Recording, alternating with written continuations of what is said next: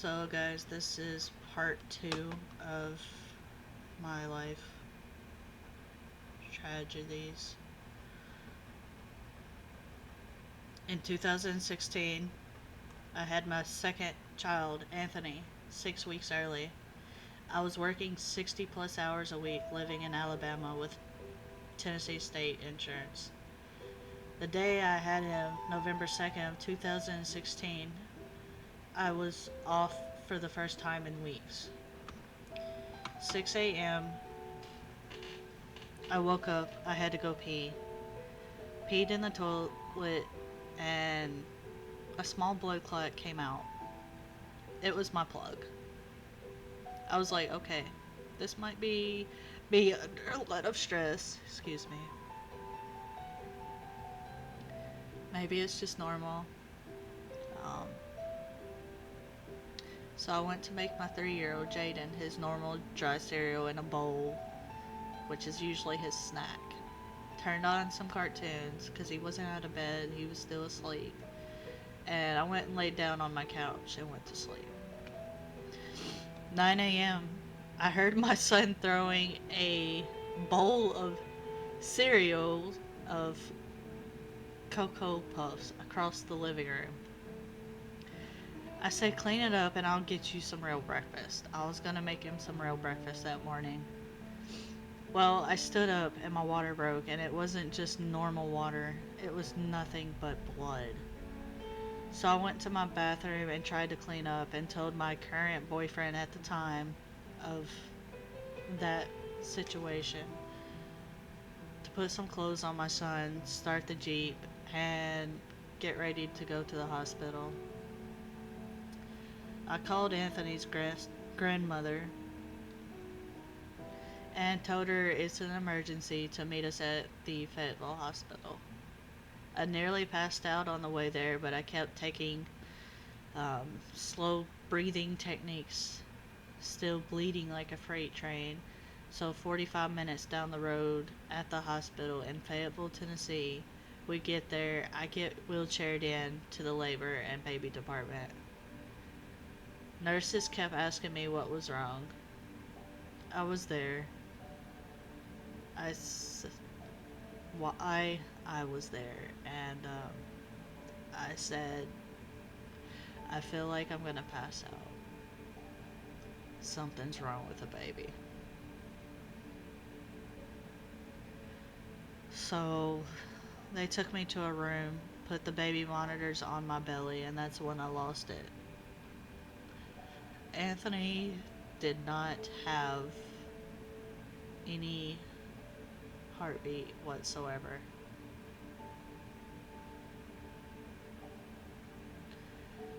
No sound, nothing. I heard the nurses tell the others to get my doctor, my OBGYN doctor, and take me to the operating room. I literally fought for my life till I passed out.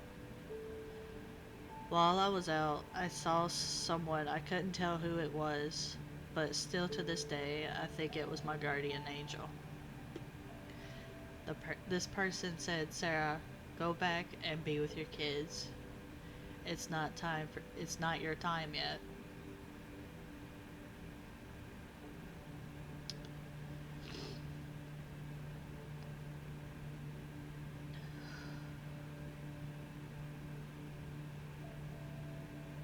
Next thing that happens was me waking up with my 3-year-old beside me in the room. The doctor telling my boyfriend and his mom and stepdad, which is Anthony's grandma and grandpa, that they had lost me due to me losing 4 units of blood. And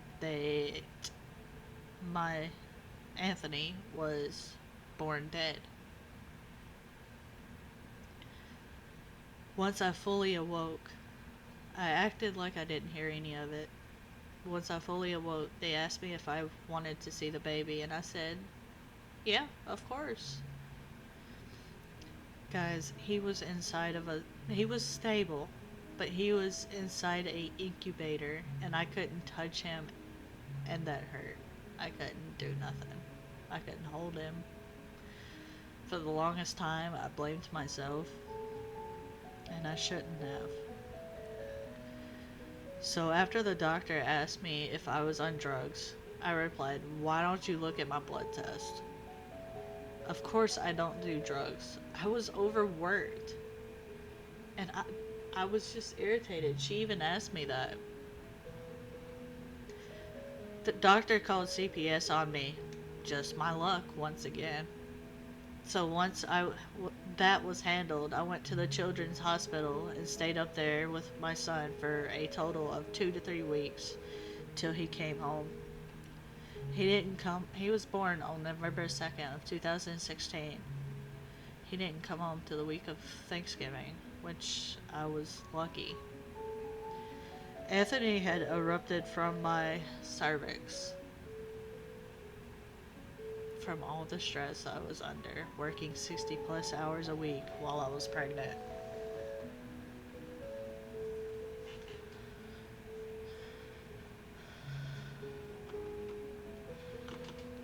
If you want to hear more um, of the life story, don't forget to follow, like that button, push the like button, whatever, subscribe, do what you gotta do.